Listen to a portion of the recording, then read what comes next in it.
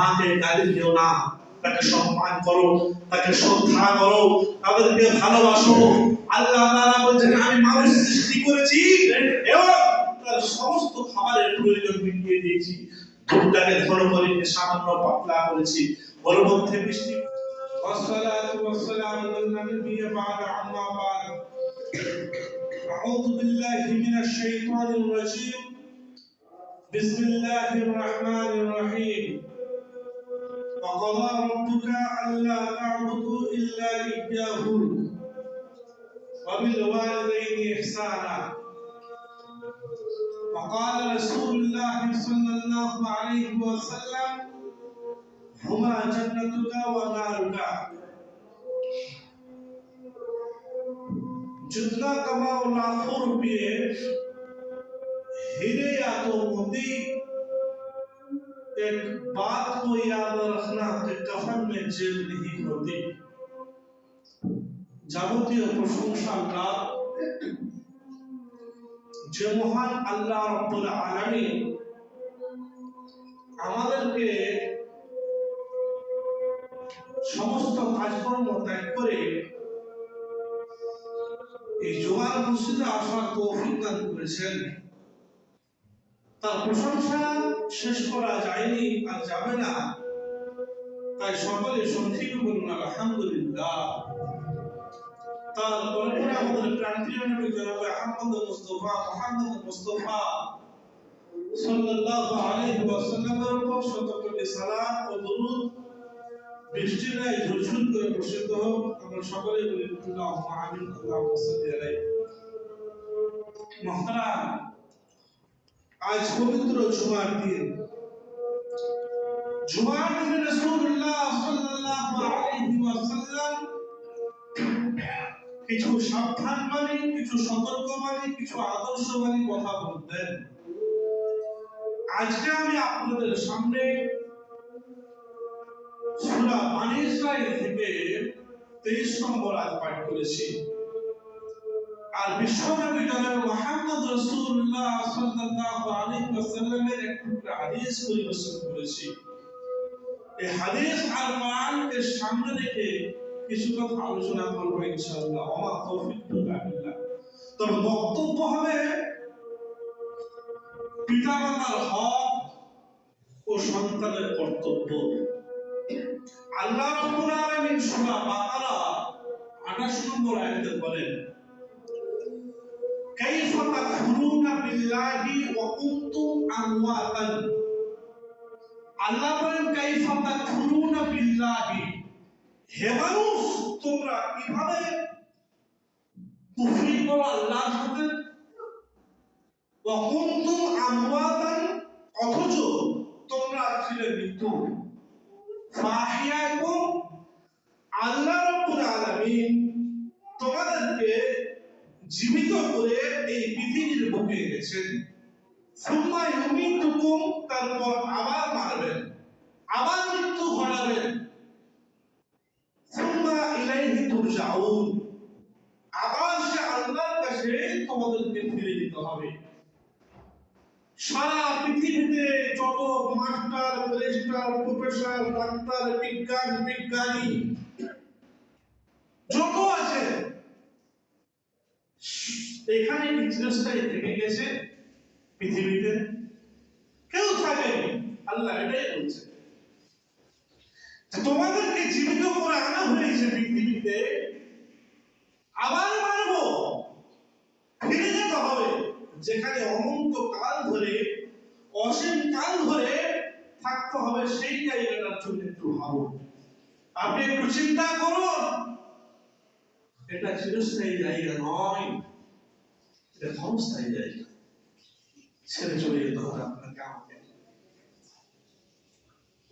তো মানুষের উৎপত্তি কোথা থেকে হলো, মানুষকে কিভাবে আল্লাহ তাআলা সৃষ্টি করেছেন, আমরা তো সূরা বাকারার 30 নম্বর আয়াতে পেয়েছি। আলেমদের মুখ থেকে শুনে শুনে মুখস্থ করে ফেলেছি যে ওয়াইদা ক্বালা রাব্বুকা লিল মালাইকাতি ইন্নী জাইলুন ফিল আরদি খলিফা। আল্লাহ রাব্বুল আলামিন যখন ফেরেশতাদের সঙ্গে পরামর্শ করলেন যে আমি পৃথিবীর বুকে প্রতিনিধি বানাতে চাচ্ছি, তখন ফেরেশতারা বলল কি যে না ওয়ানাহনু নুসাব্বিহু বিহামদিকা ওয়া নুকাদ্দিসু লাক। ওরা দুনিয়াতে খুন খারাপি করবে, রক্ত মারামারি করবে, দাঙ্গা করবে, হাঙ্গামা করবে, আল্লাহ তুমি প্রতিনিধি বানাতে চেও না। আমরা শুনেছি তা আদম আলাইহিস সালামকে মাটি থেকে বানানো হলো, তারপরে সিজদা করতে বলা হলো, ফাসাজাদু সকলে সিজদা করলো। আয়াতের মধ্যে পরস্পর আপনি পেয়ে যাবেন ইল্লা ইবলিস, কিন্তু ইবলিস করলো না। তো আল্লাহ তাআলা আদম আলাইহিস সালামকে সর্বপ্রথমে মাটি থেকে তৈরি করেছেন, আমরা এটা জানি। কিন্তু মানুষকে কিভাবে তৈরি করা হলো? আল্লাহ রাব্বুল আলামিন সূরা তাহারে 1 নম্বর আয়াতে বলছেন বিসমিল্লাহির রহমানির রহিম হাল আতা আলা ইনসানি হিনুম মিনাত তাহরি লাম ইয়াকুন শাইয়্যান মাযকুরা। মানুষের জীবনে এমন এক সময় এসেছিল না যখন সে উল্লেখযোগ্য বিষয়বস্তুর পরিণত ছিল না। তোমার কোনো নাম ছিল না, তোমার কোনো পরিচয় ছিল না, দুনিয়ায় তোমাকে কেউ চিনত না, কেউ জানতো না, তোমার কোনো অস্তিত্ব ছিল না। আমি আল্লাহ রাব্বুল আলামিন তোমাকে সৃষ্টি করেছি, মাটির উপাদান দিয়ে তৈরি করেছি। সূরা হজ্জের 5 নম্বর আয়াতে আল্লাহ তাআলা বলেন ফা ইন্না খালাকনাকুম মিন তুরাবিন সুম্মা মিন নুতফাতিন সুম্মা মিন আলাকাতিন সুম্মা মিন মুযগা। আমি আল্লাহ রাব্বুল আলামিন তোমাকে সৃষ্টি করেছি, মাটির উপাদান দিয়ে তৈরি করেছি, এবং পুরুষের স্পার্ম মডেলা ও মহিলার ওভাম এই তিনটির মায়ের গর্ভের ভিতরে নাবাদ পানির ফোঁটা রক্ত পরিণত করে দিলাম। সেই রক্তকে আস্তে আস্তে জমা রক্ত বানালাম। তারপরে কি করলাম? ফাকাসাউনা ইলাম আলামা, গোশত দিয়ে, চামড়া দিয়ে, সুন্দর করে ছাউনি দিয়ে মায়ের গর্ভের ভিতরে আমি যখন বানালাম, তারপরে কি করলাম? ফি করারিন মাকিন, এমন একটি সুরক্ষিত জায়গায় রেখে দিলাম, এমন একটি ইন্টেনসিভ কেয়ার ইউনিটের ভিতরে তোমাকে রেখে দিলাম যেখানে কোনো রোগ, কোনো জীবাণু, কোনো নোংরা আবর্জনা পৌঁছাতে পারবে না। এত সুন্দর করে তৈরি করার পরেও আজকে আমরা আল্লাহকে বলে অস্বীকার করে থাকি, কুফরি করে থাকি।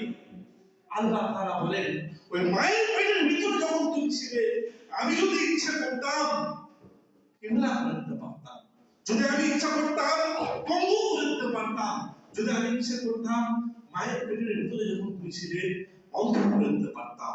অন্ধ করে দিলে দুনিয়ার চেহারা তুমি দেখতে পারতে না। দুনিয়াটা আলো না অন্ধকার, আলো না বন্ধ, এই বিচার করার ক্ষমতা তোমার ছিল না। এই জন্য বহু মানুষ আছে দুনিয়াতে, পৃথিবীতে আল্লাহ চোখতে বন্ধ দেখবেন শীতকালে মুর্শিদাবাদ থেকে অনেক অন্ধ মানুষ আছে। তারা দুনিয়ার কি জিনিস, দুনিয়ার সারা দুনিয়াতে কি আছে ভালো মন্দ দেখতে পাই না। সব থেকে বড় নিয়ে মন থেকে বেরিয়েছে। আপনি একটু চিন্তা করুন, আপনার সামান্য আঙুলের যদি জোর তোর হয়ে যায়, আঙুলের ব্যথাতে আপনি ঘুমাতে পারেন না। কত বড় নিয়ামত শরীরের মধ্যে আপনাকে আল্লাহ তাআলা দিয়েছেন। যে চক্ষু দিয়েছেন, চোখের বাইরে আপনি দেখতে পান, কানে মেশিন নেই আপনি শুনতে পান। এটা চারটিখানি কথা নয়। আল্লাহ পাক বলেন আমি কেমন করে বানালাম শোনো। মায়ের পেটের ভিতরে যখন শিশুর ক্ষুধার উদ্রেক হলো, খাবারের যখন প্রয়োজন হলো, দুনিয়াতে কোনো বাবা, কোনো চিকিৎসা বিজ্ঞানী, কোনো ডাক্তার, কোনো নেতা, কোনো মন্ত্রী মায়ের পেটের ভিতরে সন্তানের জন্য খাবারের বন্দোবস্ত করতে পারেনি। আল্লাহ পাক বলেন আমি কি করলাম? মায়ের নাভির সাথে মায়ের মাসিককে বন্ধ করে দিয়ে মায়ের নাভির সাথে তোমার নাভি তালপিট করে দিলাম, আর ওই তারের মাধ্যমে আমি তোমাকে ধীরে ধীরে বড় করছি। রক্তটা মুখে লাগাইনি, যদি মুখে লাগাতাম নাপাক রক্তে মুখটা নাপাক হয়ে যেত। দুনিয়াতে তুমি এসে আমার পবিত্র কোরআন পড়তে মুখটা নাপাক হয়ে যেত। এই কারণে মুখটাকে পবিত্র রেখে দিলাম, নাভির ভিতর দিয়ে খাবারটাকে পাস করে দিলাম। এত সুন্দর করে বানালাম, যেখানে যেটা দরকার, যেখানে হাত দরকার সেইখানে হাত দিয়েছি, যেখানে পা দরকার সেখানে পা দিয়েছি, যেখানে চোখ দরকার সেখানে চোখ দিয়েছি। কত সুন্দর করে বানালাম। সুবহান নখরিজুকুম তিফলা, তাকিয়ে দেখো নিজের দিকে।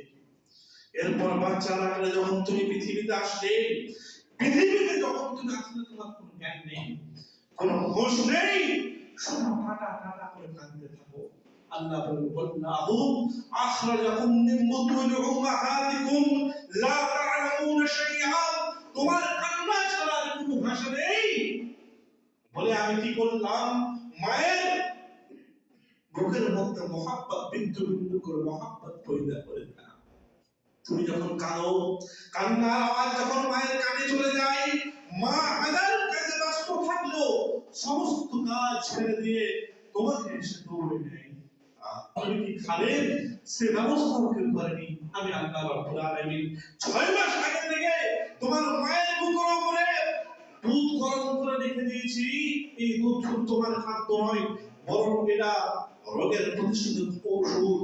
বাচ্চাটা যখন পেটের ভিতরে ছিল, কোনো জীবাণু ছিল না, নোংরা আবর্জনা ছিল না, কোনো অক্সিজেন, কোনো ফালতু জিনিস ছিল না। পৃথিবীতে যখন তুমি এলে, কত নোংরা আবর্জনা ঘুরছে। এই কারণে চিকিৎসা বিজ্ঞানীরা তা স্বীকার করেছে মায়ের দুধের মধ্যে ওষুধ মিশানো আছে। ভাইরা আমার, নিজেকে নিয়ে একটু ভাবুন, একটু আপনি চিন্তা করুন। অনেক মা আছে পৃথিবীতে যারা সন্তানদেরকে দুধ দেন না, নিজের শরীর ভালো রাখার চিন্তা করেন। এটা অত্যন্ত নির্মম কাজ, জঘন্য কাজ, খারাপ কাজ। দুধ হয় না সে বিষয়টা, কিন্তু বাচ্চাকে দুধ খাওয়ালে পরে মায়ের মহব্বত বৃদ্ধি পায়।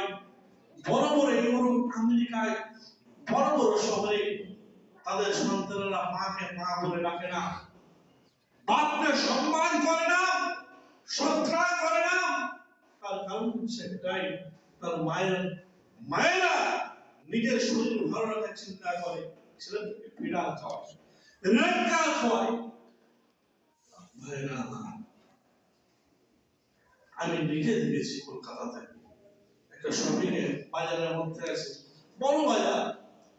তো মায়েরা যখন শপিং করতে এসেছে, বাজার করতে এসেছে হাই ফাই গাড়িতে, বাচ্চাগুলোকে করে করে নিয়ে, আর নিজের ছেলেকে চেয়ারে সরিয়ে দিয়েছে, বসিয়ে দিয়েছে, ঠেলে ঠেলে নিয়ে যাচ্ছে। অবাক বাবা, এই জন্য তারা মাকে মা বলে ডাকে না, বাপকে সম্মান করে না, শ্রদ্ধা করে না। বৃদ্ধকালে মাকে বৃদ্ধাশ্রমে পাঠিয়ে দেয়। কারণ হচ্ছে একটাই, যে তারা সন্তানদেরকে নিজের দুধ পান করায় না, ছোটতে ভালোবাসেন না। এই কারণে তাদের মায়ের প্রতি মহব্বত জাগে না, বাপের প্রতি সম্মান জাগে না। সম্মানিত উপস্থিতি, যে আল্লাহ পাক মায়ের সাথে মহব্বত পয়দা করে দিলেন, সেই আল্লাহ সন্তানের প্রতি মায়ের সাথে মহব্বত পয়দা করে দিলেন। সে আল্লাহ পাক বলছেন, খবরদার মাকে গালি দিও না, তাকে সম্মান করো, তাকে শ্রদ্ধা করো, তাদেরকে ভালোবাসো। আল্লাহ তাআলা বলছেন, আমি মানুষ সৃষ্টি করেছি এবং তার সমস্ত খাবারের প্রয়োজন মিটিয়ে দিয়েছি। দুধটাকে ঘন করে সামান্য পাতলা করেছি, ওর মধ্যে মিষ্টি মিশিয়ে দিয়েছি। মায়ের স্তনের ভিতরে একটা ছিদ্র দিলে বাচ্চারা যখন দুধ চুষা মারবে, একসঙ্গে অনেক দুধ বেরিয়ে এসে গর্ভনালী জাম হয়ে যাবে। এই কারণে আমি আল্লাহ পাক মায়ের স্তনের ভিতরে সূক্ষ্ম সূক্ষ্ম সূক্ষ্ম করে 32টি ছিদ্র দিয়েছি। বাচ্চারা যখন দুধ চুষা মারবে, আস্তে করে দুধ বেরিয়ে আসবে। এভাবে করে তোমার জীবন বাঁচিয়েছি। যে আল্লাহ পাক মায়ের সাথে সন্তানের মহব্বত পয়দা করে দিলেন, সেই আল্লাহ পাক বলছেন, খবরদার মাকে গালি দিও না, তাকে সম্মান করো, তাকে শ্রদ্ধা করো। আল্লাহ তাআলা বলছেন সূরা বানী ইসরাঈলে, ওয়াকাদা রাব্বুকা আল্লা তা'বুদু ইল্লা ইয়্যাহু ওয়া বিল ওয়ালিদাইনি ইহসানা। তোমার প্রভুর পক্ষ থেকে সিদ্ধান্ত চূড়ান্ত হয়ে গেছে, তুমি তোমার আল্লাহর ইবাদত করার পরে পরে তুমি তোমার বাবা-মায়ের প্রতি খিদমত করবে, তাদেরকে ভালোবাসবে, তাদেরকে সম্মান করবে, তাদের সঙ্গে কিভাবে কথা বলবে এটাও আল্লাহ তাআলা শিখিয়ে দিয়েছেন, ওয়াকুল লাহুমা কাওলান কারীমা, সম্মানজনক ভাবে কথা বলবে, রাগান্বিত হয়ে চোখ বড় বড় করে মাথা খারাপ করে কথা বলবে না।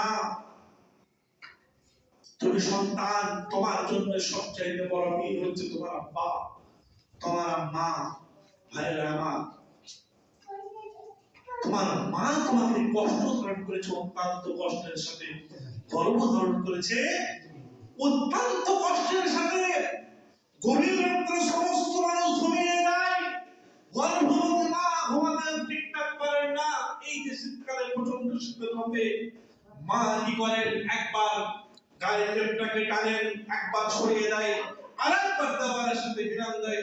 এভাবে কোনো রাতটাকে কাটিয়ে দিয়ে সারাদিন সংসারে কাজকর্মে ব্যস্ত, সকলকে খাইয়ে দিয়ে মা যখন এক প্লেট খুঁজে দিয়ে খাত খেতে বসেছেন, একবার মুখে নিয়েছেন, পেটে ব্যথা শুরু হয়েছে। খাবারের প্লেটটা খেয়ে দিয়ে মা একবার দাঁড়ালেন, চোখের পানি ফেললেন। এভাবে করে একদিন নয়, 2 দিন নয়, 10 মাস 10 দিন তোমাকে নিয়ে চলাফেরা করেছে। একটা জীবিত মানুষ আর একটা জীবিত সন্তানকে নিয়ে চলাফেরা করেছে। বাচ্চা যখন ডেলিভারি হওয়ার সময় চলে এলো, মা চিন্তায় চিন্তিত, অস্থির থাকে। মায়ের মুখটা শুকিয়ে গেছে, কি হবে, অপারেশন করতে হবে না মরে যাব। স্বামীর কাছে ক্ষমা চেয়ে দিচ্ছে, যদি কিছু ভুল করে থাকি আল্লাহর রাস্তা আমাকে ক্ষমা করে দেব, ক্ষমা করে দিও। এই বলে চলে গেলেন মা হসপিটালে, ক্লিনিকে বা ডেলিভারি জায়গায় বা অপারেশন থিয়েটারে। ডেলিভারি ব্যথা শুরু হয়েছে, একটা ব্যথা যেন মৃত্যু যন্ত্রণার মতন। এই ব্যথা মানুষ ছাড়া আর কেউ জানে না। এই চরম কষ্টের ভিতরে মা যখন বাচ্চা প্রসব করলো, মনে হচ্ছে জাহাজের ময়দান থেকে মা উঠে ফিরিয়ে এলেন। বাচ্চা পৃথিবীতে চলে এলো, মা তখন অস্থির থাকে। আল্লাহ তাআলা বলেন, আমি মায়ের মনের মধ্যে অন্তরে এমন একটা টেন্ডেন্সি জাগ্রত করে দিই, সে ভাবতে থাকে, দেখতে চায় আমার ছেলে। আল্লাহ তাআলা বলেন, মা যখন সন্তানের মুখের দিকে তাকায়, ছেলের মুখের দিকে তাকায় বা মেয়ের মুখের দিকে তাকায়, আল্লাহ তাআলা বলেন, তুমি 10 মাস 10 দিন পেটে ধরা সমস্ত যন্ত্রণা এবং ডেলিভারির সমস্ত যন্ত্রণা অন্তর থেকে মুছে দেবেন। সুবহানাল্লাহ বলেন একবার। ভাইরা আমার, যে আল্লাহ পাক মায়ের সাথে সন্তানের মহব্বত পয়দা করে দিলেন, সেই আল্লাহ তাআলা বলেন, খবরদার মাকে গালি দিও না, তাদের সম্মান করো, তাদের শ্রদ্ধা করো। আপনারা আলেম ওলামাদের জন্য হাদিয়া দিয়ে থাকেন, হাদিয়া দেওয়া সুন্নত, দেওয়াও সুন্নত, কিন্তু এই ফলের মৌসুমে আপনি একটা আপেল কিনে নিয়ে এসেছেন, মায়ের হাতে তুলে দেন, আল্লাহ তাআলা এর চাইতে বেশি খুশি হয়ে যাবে। রাসূলুল্লাহ সাল্লাল্লাহু আলাইহি ওয়াসাল্লাম প্রশ্ন করা হয়েছে, হুজুর খেদমত করব কার? আল্লাহ রাসূল বললেন, তোমার মায়ের, তারপর কার? তোমার মায়ের, তারপর কার? তোমার মায়ের, তারপর কার? তোমার পিতার। পিতার থেকে 3 গুণ মর্যাদা মাকে দেওয়া হয়েছে। রাসূলুল্লাহ সাল্লাল্লাহু আলাইহি ওয়াসাল্লাম মসজিদে নববীতে বসে আছেন, একজন বৃদ্ধা মহিলা এসে প্রবেশ করলেন। রাসূলুল্লাহ সাল্লাল্লাহু আলাইহি ওয়াসাল্লাম বৃদ্ধা মহিলাকে দেখে উঠে দাঁড়িয়ে গেলেন। বুড়ি মহিলা যখন কাছে এলেন, আল্লাহ রাসূল সাল্লাল্লাহু আলাইহি ওয়াসাল্লাম চাদরটিকে বিছিয়ে দিলেন। কথাবার্তা সারা হয়ে যাওয়ার পর বুড়ি যখন বিদায় হবেন, আবার আল্লাহ রাসূল উঠে দাঁড়িয়ে গেলেন। সাহাবায়ে-কেরাম হতবাক হয়ে গেলেন। বুড়ি যখন চলে গেলেন, রাসূলুল্লাহ সাল্লাল্লাহু আলাইহি ওয়াসাল্লাম জিজ্ঞেস করলেন, রাসূল আপনি একজন বুড়ি মানুষের জন্য, বুড়ি মহিলার জন্য দাঁড়ালেন, নবী হয়ে আবার বসলেন, এই কাছে যখন এলেন চাদরটাকে বিছিয়ে দিলেন, ব্যাপারটা কি? রাসূলুল্লাহ সাল্লাল্লাহু আলাইহি ওয়াসাল্লাম বললেন, আমার কিসমত আমি মায়ের দুধ পান করেছি, যার বুকে চড়ে, যার কোলে চড়ে আমি দুধ পান করেছি, ইনি হচ্ছেন আমার দুধ মা হযরত হালিমা সাদিয়া। মায়ের সম্মান দিয়েছেন। ভাইরা আমার, মাকে সম্মান করতে হবে, শ্রদ্ধা করতে হবে। একজন ব্যক্তি রাসূলুল্লাহ সাল্লাল্লাহু আলাইহি ওয়াসাল্লামের কাছে এসে বলছে, হে আল্লাহর রাসূল, আমি যুদ্ধ করতে চাই, ইবতিগা ইনদাল্লাহ, যুদ্ধ করে আল্লাহকে সন্তুষ্ট করতে চাই। রাসূলুল্লাহ সাল্লাল্লাহু আলাইহি ওয়াসাল্লাম বললেন, তোমার মা কি জীবিত আছে? আউমুকা হাইয়া, তোমার মা কি জীবিত আছে? লোকটি বলল, হে আল্লাহর রাসূল, আমার মা জীবিত আছে। রাসূলুল্লাহ সাল্লাল্লাহু আলাইহি ওয়াসাল্লাম বললেন, আব্বা রাহা, যাও তুমি গিয়ে বাড়িতে মায়ের সেবা করো। মায়ের সেবা করলে তুমি থেকে যে নেকি পাবে, বাড়িতে থেকে মায়ের সেবা করলে সে নেকি পাবে। আরেকটি যুবক এসে বলল, হে আল্লাহর রাসূল, আমি যুদ্ধ করতে চাই, যুদ্ধ করে আল্লাহকে সন্তুষ্ট করতে চাই, আমি জিহাদ করতে চাই, শহীদ হয়ে যেতে চাই। আল্লাহ রাসূল সাল্লাল্লাহু আলাইহি ওয়াসাল্লাম বললেন, উম্মুকা হাইয়া, তোমার মা কি জীবিত আছে? যুবকটি বলল, হে আল্লাহর রাসূল, আমার মা জীবিত আছে। রাসূলুল্লাহ সাল্লাল্লাহু আলাইহি ওয়াসাল্লাম বললেন, যাও তুমি ফিরে যাও, তুমি ফিরে গিয়ে মায়ের সেবা করো, মায়ের পায়ের নিচে জান্নাত রয়েছে। পরিষ্কার হাদিস, হুমা জান্নাতুকা ওয়া নারুকা, তোমার পিতামাতা তোমার জান্নাত, তোমার পিতামাতা তোমার জাহান্নাম। ভাইরা, মা বাবাকে ভালোবাসতে হবে, তাদেরকে সম্মান করতে হবে। পিতামাতার প্রতি ভালোবাসার নমুনা আপনাদেরকে একটু দেখাই। লম্বা হাদিস, বনী ইসরাইলের যুগের ঘটনা। একজন তিনজন ব্যক্তির ঘটনাটা শুনেছেন, তবুও সংক্ষিপ্ত। তিনজন ব্যক্তি ওই যে ঝড় বৃষ্টির দিনে একটা গুহায় আশ্রয় নাই, একটা পাথর এসে গুহার মধ্যে এসে আটকে পড়ে। তারা ভাবতে লাগলেন মৃত্যু ছাড়া কোনো উপায় নেই। ওদের মধ্যে একজন বলল, অন্ধুরিরা আমার রকম, এই আমাদের মধ্যে দেখো তো কোন আমলটা সবথেকে আল্লাহকে খুশি করার জন্য কেউ করেছিল, কি একটু দেখো তো। এর মধ্যে একজন বলল, আমার একটা আমল আছে। কি সে আমল? আমি আল্লাহকে খুশি করার জন্য সে আমলটা করেছিলাম। কি সে আমল? আমলটা হচ্ছে, আমার অনেক বাড়িতে গরু ছাগল আছে, আমি প্রতিদিন কি করতাম, দুধ দহন করার পরে, দুধ দহন করার পরে মা বাপকে আগে পান করাতাম। একদিন হঠাৎ করে ছাগল চড়াতে চড়াতে অনেক দূরে চলে গেছি, ফিরে এসে দেখি মা বাপ ঘুমিয়ে পড়েছে। আমি অপছন্দ করলাম, আগে সন্তানদেরকে খাওয়াতে আমি অপছন্দ করলাম। মনে মনে ভাবলাম, বাবা ঘুমিয়ে গেছে, আফসোস। হাদিসের ভাষায় আছে, ওয়ালাম ইয়াযাল দাবি ওয়া দাবিহুম, বাচ্চাগুলো ডুকরে কান্না করতে শুরু করলো, তবু আমার মনে দয়া এলো না। ভাবতে লাগলাম, বাবা না খেয়ে শুয়ে পড়েছে, দুধের গ্লাস ধরে দাঁড়িয়ে থাকলাম, মা বাপকে আগে দুধ পান করালাম, তারপরে আমি আমার সন্তানদেরকে দুধ পান করালাম। আল্লাহ এই কাজটি যদি তোমাকে খুশি করার জন্য করে থাকি, তাহলে পাথরটা একটু সরিয়ে দাও। পাথরটা শেষ হওয়ার আগে আল্লাহ সুবহানাহু ওয়া তাআলা পাথরটাকে সরিয়ে দিয়েছেন। দেখুন কোন লেভেলের সম্মান ছিল, কি লেভেলের সম্মান মা বাপকে দিয়েছেন। আজকে আমরা কি করি, আমার মা বাপ যদি আমার সন্তানদেরকে একচর মারে, আমরা মায়ের প্রতি রেগে যাই, মায়ের প্রতি বাপের প্রতি একটু মানে রাগান্বিত ভাব করি। কোন লেভেলের সম্মান! বাপ ছেলে মেয়ে এগুলো টুকরে খাচ্ছে, তবুও তাদেরকে দুধ পান করায় না। আমরা বাজার থেকে 1 কিলো আপেল নিয়ে এসে আগে বাচ্চাদেরকে খাওয়াই, তারপরে শাকসবজিগুলো থাকে মা বাপদেরকে দিই। কোন লেভেলের সম্মান! দেখুন সম্মানিত উপস্থিতি, একটা কথা আপনাকে মনে রাখতে হবে, আল্লাহর ইবাদতের চাইতেও কখনো কখনো মা বাপের ডাকে সাড়া দেওয়া বেশি জরুরি হয়ে যায়, যদি সেটা নফল ইবাদত হয়। কথাটা আবার বলি, ভালো করে শুনুন, আল্লাহর ইবাদতের থেকেও মা বাপের ডাকে সাড়া দেওয়া, মা বাপের আহ্বানে সাড়া দেওয়া আল্লাহর ইবাদত থেকেও বেশি গুরুত্বপূর্ণ হয়ে যায়, যদি সেটা নফল ইবাদত হয়, ফরজ ইবাদত ব্যতীত। জুরাইজ নামে একজন ব্যক্তি, আপনারা ঘটনা শুনেছেন। জুরাইজ একটা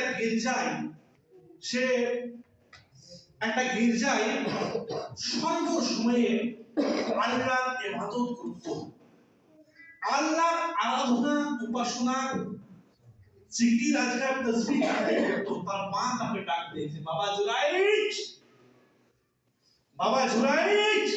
সে তার গির্জায় নামাজে দাঁড়াতে যাবে, মনে মনে ভাবলো আগে নামাজ, নাকি মায়ের ডাক, আগে নামাজ নাকি মায়ের ডাক, আগে সালাত নাকি মায়ের ডাক। ইকরাতুস সালাত, সে সালাতটাকে বেছে নিল সালাতের দ্বারা। তার মা মনে মনে ভাবলো জুলাইদ যখনই তাকে সাড়া দেয় না, সবসময় আল্লাহর ইবাদতে ব্যস্ত, মনে মনে বুকে খুব আঘাত পেল, কষ্ট পেল।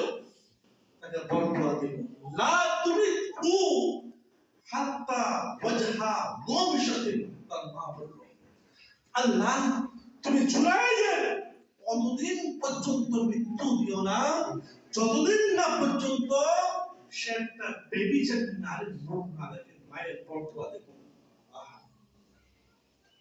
বেবিচার নারীর মুখ না দেখে বর্ণনা দিল। কারেন্টের মতো দোয়া কবুল হয়ে গেছে। পাশের গ্রামে একটি বেবিচারী নারী, তাকে বেবিচার করলো রাইল গালাম, রাখাল তাকে বেবিচার করলো। গ্রামের লোক এসে প্রশ্ন করলো এর বাবাকে। মেয়েটি বললো, ওই যে গির্জায় জুলাইদ থাকে, একটা সায়েন্স থাকে, আল্লাহর ইবাদতে ব্যস্ত থাকে, সে আমাকে নিয়ে গিয়ে বেবিচার করেছে। গ্রামের লোক এসে জুলাইদকে মারধর করলো, অপদস্থ করলো, এমনকি তার গির্জা ভেঙে ভাঙচুর করে দিল। তিনটি শিশুর বাচ্চা কথা বলেছিল, তার মধ্যে একটা হচ্ছে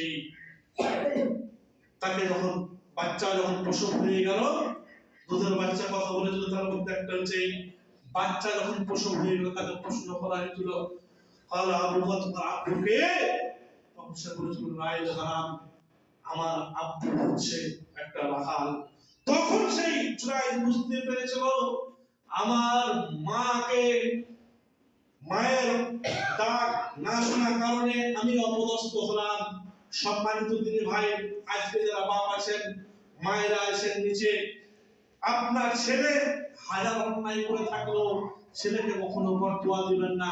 যদি আপনার ছেলে আপনার কথা শুনছে না, মারধর করছে, আল্লাহর কাছে ভালো দোয়া করবেন। বরদোয়া দিয়ে এখনো বাবা আপনি তাকে অ্যাক্সিডেন্ট জাহান্নামে যাবেন, এই ধরনের বরদোয়া দেন না।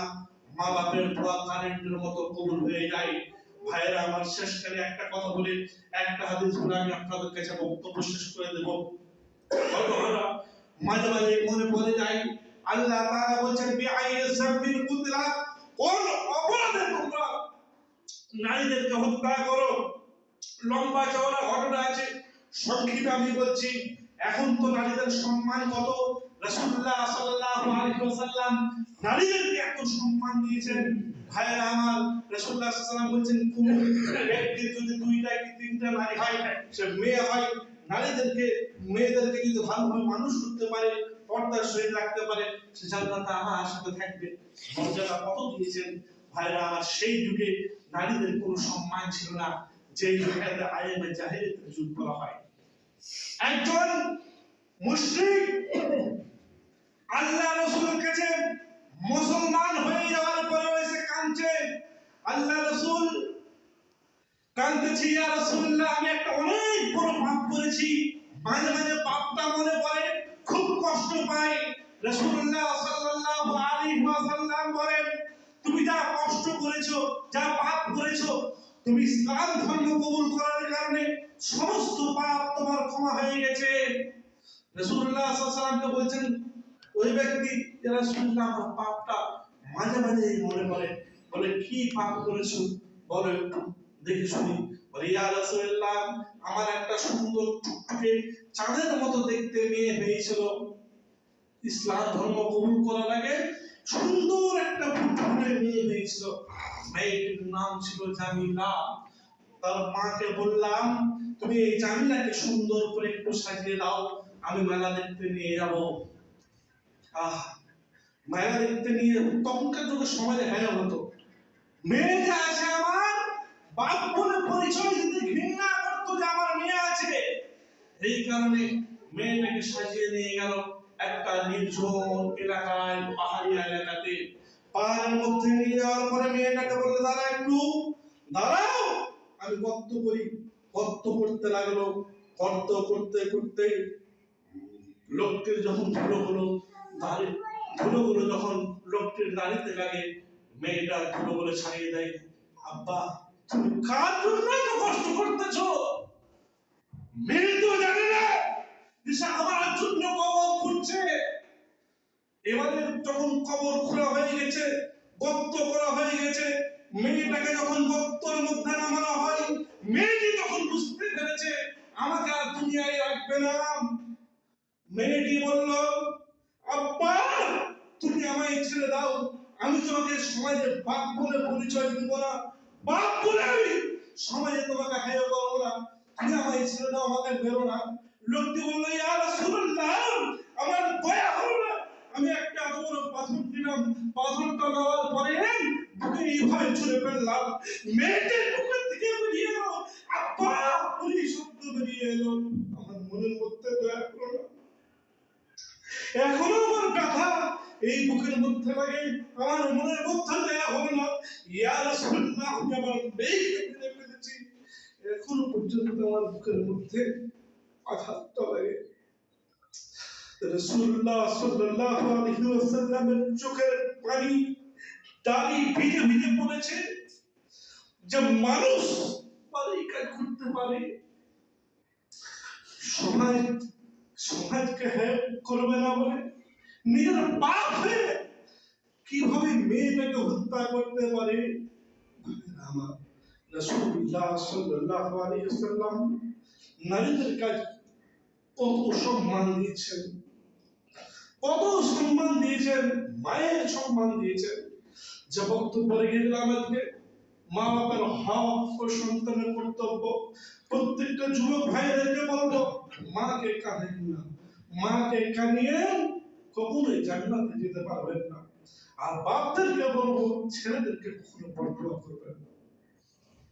পরিশেষে আল্লাহর কাছে দোয়া করি, আল্লাহ তাআলা যেন জেনে থেকে শোনা এবং মানার তৌফিক দান করেন। আমিন। ওমা আলাইনা ইল্লাল বালাগ। نحمده ونصلي على رسوله الكريم. أما بعد، أعوذ بالله من الشيطان الرجيم. بسم الله الرحمن الرحيم. يا أيها الذين آمنوا إذا نودي للصلاة من يوم الجمعة فاسعوا إلى ذكر الله وذروا البيع، ذلكم خير لكم إن كنتم تعلمون.